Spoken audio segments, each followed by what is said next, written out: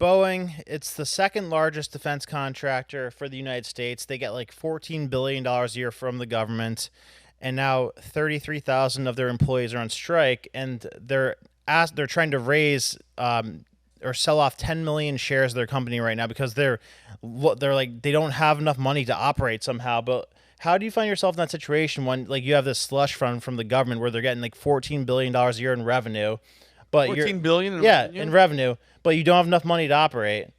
So and to add insult to injury, your company is not doing well. Everything's falling apart. All those whistleblowers that are they FEMA? suiciding themselves because they can't stand the fact that they came forward to say that all the practices are bad, the parts are messed up, people are recycling shit. There's no freaking QC. They're not in good shape. Yeah, so you're gonna see where I'm going with this, but like first, real quick, I mean, the whole concept of unions, I think unions kind of destroyed Boeing because, think about what we did the other night, for example, to get the Trump thing out. We had to stay here for a good amount of time. People like were doing things that weren't necessarily under their job title, whatever. But at Boeing, can you imagine like a situation where you need a union to like stay and go the extra mile? So like multiply that times 33,000 people, each person like. You need somebody to, I don't know, like cross a wire for you or something. Like, oh no, that's Jim's job. You need somebody to like stay till 6 instead of 5. Like, oh no, I don't do that. That's a grievance if I have to do that. So I think that unions have destroyed Boeing and the country, and I think that what's up? Have you ever worked with a union? I've never worked for. So I didn't work with one, but we worked with one. So the radio engineers at one point were unionized, and I dealt with the same difficulties that you're discussing. Yeah, and it was a nightmare getting any task done, because if I had to ask for certain things, I would have to, instead of asking the engineer, I'd have to go above them to their union reps to get it approved. It was a nightmare dealing with those. Was this at the radio station? Yes, you worked at? When I first started in radio, so you're talking about 2002, 2003. It is not like that today, and there's a reason why, because it was so inefficient and it did not run properly, and it just added. It's like the government. Unions act the same way as the government. It's more people in positions that necessarily don't need to be there, but for some reason they're there, and then the union members pay their dues to keep those people there to protect them. But realistically, they actually don't work to the benefit of the people that are in the union. Oftentimes they're working to the benefit of themselves. Yeah. It was a nightmare dealing with So how to get resolved? I left radio. I don't even know. Over time, different companies didn't work with those unionized engineers and started using different engineers. I don't know. But over time, it just stopped. Yeah, so I mean, like, this is a plague that was injected into the country largely in the 1930s with all the New Deal crap that FDR pushed through. Because, I mean, that's a whole side discussion where, like, he kind of screwed up the economy with that stuff. But I think this is a threat to national security because, Boeing's the second biggest defense contractor in the country. And right now, it's been brought to a screeching halt because 33,000 employees aren't working right now, and they're demanding like a 45% pay increase. That's bullshit, though. To a job that they're not doing well. Yeah, Like, the planes are breaking. Why do you think you deserve a raise? Who the give you so, Brandon? I mean, Brandon, how serious? I mean, it's a strike. I get it. Where are they at in the strike negotiations? Because, bro, if that could bankrupt your whole freaking. Yeah, they're losing like $3 billion a month. Boeing offered a 25% pay increase, and they're saying, no, we want a 35%. This started like a few weeks ago, so it's just the beginning phases of it. You think I would? But I wouldn't be caught dead on a Boeing right now. Right now, would you go on a Boeing? You will be caught dead on. Yeah, you'll be caught dead in a Boeing. Well, it's like or outside of a Boeing. It's like 50% of the market, though. There's really only Boeing and Airbus. I think those are the two major. So Airbus's stock. I wonder, Rob, how high is Airbus's stock going up right now? Would that be something that's? I mean, think about it. Yeah, I haven't looked into that, but yeah, so 30,000, and so they're at 25%, but they want what, 45%? Yeah, that's not gonna happen. It's up 11% over the past 5 years, but over the past year, it's up 16%. Oh, Okay. Whereas let's look at Boeing over the past Boeing's year. cratering right now. Their stock over the past year has dropped by 16%. Yeah, I'm buying Airbus stock. That's what I was just gonna say. If I knew how to buy stock. I'll show you. So this kind of segues into something I had this thought the other day. So, Boeing's a disgrace of a company right now. Tesla is a gem within America, a very unique thing. Like, it's one of the only places that the manufacturing is done in America. It's not unionized. I love it. And Tesla's market cap is like $700 billion. Boeing's market cap is down to $90 billion. So I wonder, and I ran the numbers on this. I think that Tesla could buy Boeing if it wanted to. Holy shit! And then make it and then do what? 'Cause, I mean, he has SpaceX. Would it just be an airline? Well, no, he would be able to integrate the two of them, and because there's a lot of overlap between the two things they do. So he would be able to build airplanes for the country in a non-union way. I would trust him. Tesla planes. Oh, dude! That would Oh be my gosh, Yeah. that would Yeah. be so. Like, I mean, he adds a stylish flair to everything he does. So even Right. like aesthetically, I'd be so curious to see what that would look like. Yeah, Connor was talking to me about Connor, was it you about the robots and the? Yeah, we were talking after the Wii robot event just about the way it all ties together. It's very, very interesting when you see, because I guess I'll just explain. I love what it. we're Yeah, talking go do it. Then about. Brandon, After the event, I believe it was last week. Yes. Where he showed off the new cyber cabs and the robo bus and a bunch of Optimus robots. It sort of made sense how all his stuff ties together. He's not just weirdly investing in whatever random idea he has. Everything centers around his idea of getting humanity to Mars, making us an interplanetary species. So you can almost envision a future in which a shuttle built by SpaceX launches carrying 1,000 Optimus units in charging pods. It lands on Mars. They recharge with the solar panels that are all over the thing. They come out and start building habitable pods for humans to live in when we arrive on later shuttles. Oh my god. And they're connected back to Earth via Starlink satellites that are orbiting Mars. So basically, if all of this ties together, Mars could have Wi-Fi by the time we get there. That's wild, And bro. No humans. Like I know robots would be there setting up shop. It's a very ambitious plan, but you can see a way in which this all makes sense. And the fact that now SpaceX has to go bail out Boeing when it strands astronauts in the ISS. Right. I would do it. SpaceX is doing so much more than Boeing and NASA with less. Like Musk said the other day when he was talking to Tucker, he said that Boeing gets 3 times the amount of money in government contracts and has done a fraction of what Tesla's been able to do. So they're spending more taxpayer money to do less than Tesla's accomplishing, but they keep getting rewarded year after year after year. And it can't even begin to imagine the amount of fraud and corruption that goes into those lobbying deals where Boeing is just entrenched within the government system where they get hooked up all these years. But between the not being held accountable for wasted money and this union stuff, it's just a toxin to the entire economy, just like a lot of companies. But it's like one of the most front and center ones because it's like one of the biggest government contractors. So it's like really been a monopoly for a long time until Tesla came along and started being competitive with the same capabilities as Boeing. So I largely think that union should be abolished. That's one of the things I want to do when I'm president. But I can't begin to even express like how bad of a thing it is for the country. Like it is socialist to its core. Yeah, isn't it interesting? I'm not sure if you guys saw the latest Wall Street Journal polls. They did the battleground states, but they also polled on key issues that are important to the American voter. And what was really interesting is Trump was ahead in all the areas you would assume him to be: immigration, the economy, but stands up for the American worker. He's actually ahead of Kamala Harris right now, which is really interesting because the unions and everything like that, usually the Democratic Party is the one seen to stand up for the unions, the underdog, the American worker.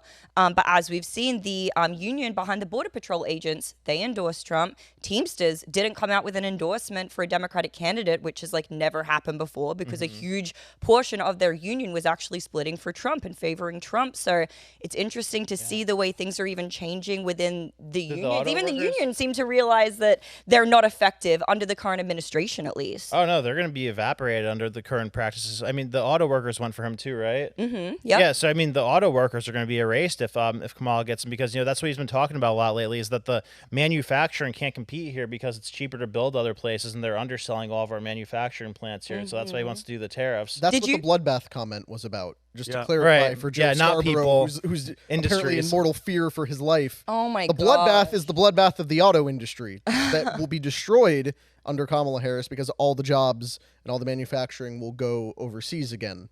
Just to clarify. Yeah. Thank you. Didn't Trump say on PBD Pod that like Mexico has already what was it that he said about the tariffs there, and they've already stopped? So since Trump put tariffs on China for the cars that are built there, China built plants in Mexico so they could get around the loophole of the China tariff. So brilliant. China's building in Mexico to be tariff free because Mexico is able to trade into America for free. Right. But Trump made the threat that he's gonna put 200% tariff, not just 100%, Right. on cars that come from Mexico into America. So it's not going to be worthwhile for them to build that plant. Right. So they stopped doing it. Well, Even before he gets elected, Yeah, right? yeah. but wait a minute. How far along was that plant? Because I saw the photo, the overhead. It's that was a render. It wasn't. Hasn't been started. Oh, they did a groundbreaking. From what I found, they did do a groundbreaking ceremony to start the construction. Oh, But then I don't know if anything ever was constructed. What they have posted on their Facebook page is that they are hiring, but they have not posted any new photos of the facility as it's being built out. gotcha. Which, Yeah, real so quick this is a point, real rep. Yeah. What's Quick up? point. Isn't it awesome how that we can now say Trump said on PBD podcast? Yes. Yeah. We can just reference things Sick. that happened over there. Yeah.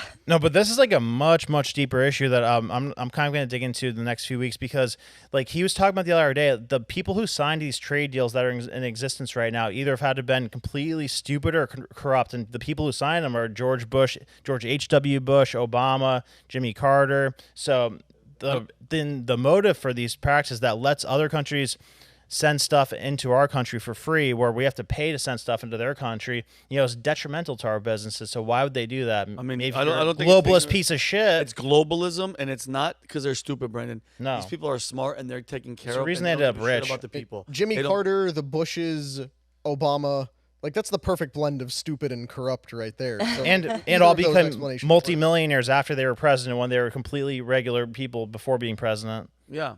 Yeah. Yeah, it's kind of, but so I disagree in the fact that like a Bush Jr. like I don't think they're stupid, bro. Those No. people, they can act like they're terrorists, and you can't become the president if you know what the hell you're doing, and your job is to be that person to whatever agenda you're doing. That's why I have zero respect for him, zero respect for all the Cheneys and the Rumsfeld and all the Obama and that's why when people go, oh, you're such a right wing Republican. No, I dislike anybody that's anti-American. I'm anti-you, plain and simple. And they're the reasons I got out of the military, period.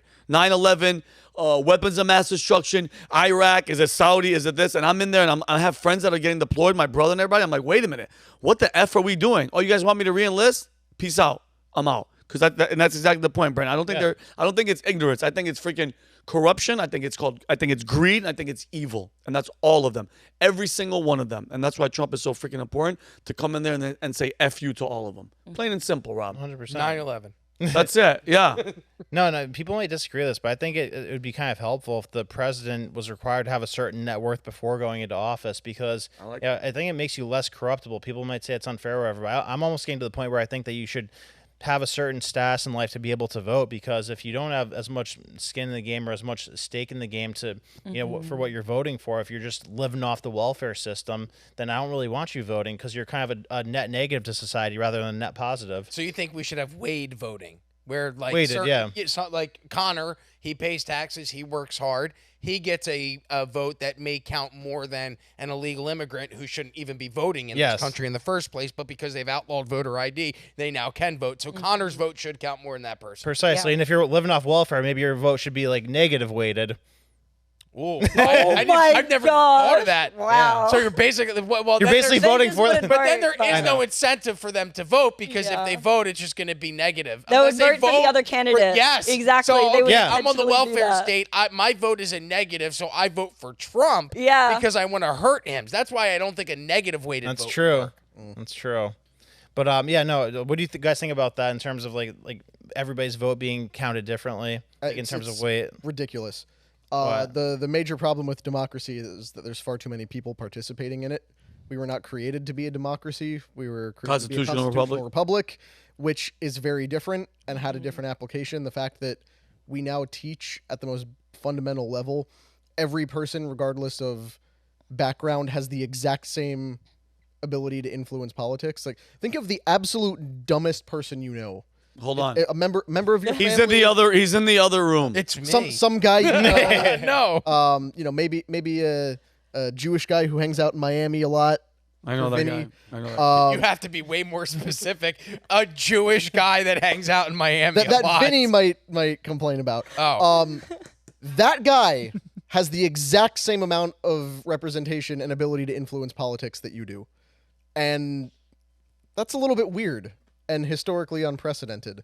So, But Brandon, that guy has done well for himself. So even though he might be a little bit lesser on the smart side, he's contributes to society. So yeah, Are we talking about the biz doc? Because I had no idea he was Jewish. But I mean, well, we're in a place now where the people that don't belong here, that are here illegally, and I always emphasize, when you come in here illegally, you have already broken the law. You are a scumbag because you're already breaking laws that we all have to follow, and then their vote counts. Dude, California, Gavin Newsom passed that bill where you can't even ask everybody. Nobody can ask for your ID to vote. What is that? What does that mean to you? What is Gavin Newsom telling you? He's like, hey, listen, you come here, we just want your vote. We don't give a shit who you are, rapists, murderers, convict, what? Come here, we won't even ask for your vote. We just want to see that fill in and that check mark next to us. And remember, vote for us though. Vote Democrat, because that's how they roll. yeah, California is like a hostage being held captive right now. Like I feel pretty confident that more than half of the people in California want change in their state and hate what's happening. I don't, bro. I live there. They have that shit on lock, though. They're locked. But those people, I'm telling you right now, are anybody that is I haven't heard somebody saying I'm moving to California, Brandon, in years. It's everybody's leaving. The people that are there are miserable. But you know what their attitude is? Yeah, but it's nice out. Okay, stay there. Please stay there. Don't come to Florida. kind of funny. We need to save it though.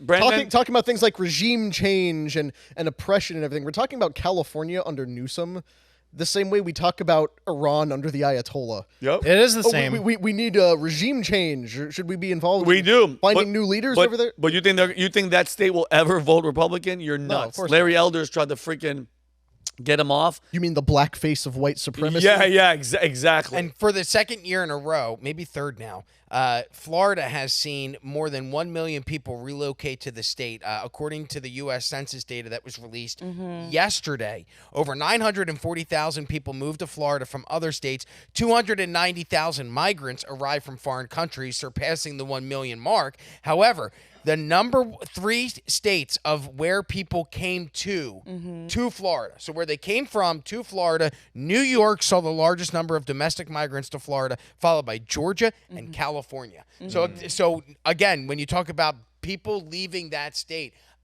we're out of the pandemic. The pandemic has been done for 2 years, and people are still fleeing California and moving to Florida because of what Gavin Newsom did during the pandemic and has continued to do post-pandemic to most Californians. Yeah. Okay. So if you like this clip, click right here. And if you want to see more like it, click right here. Stay angry, Patriots.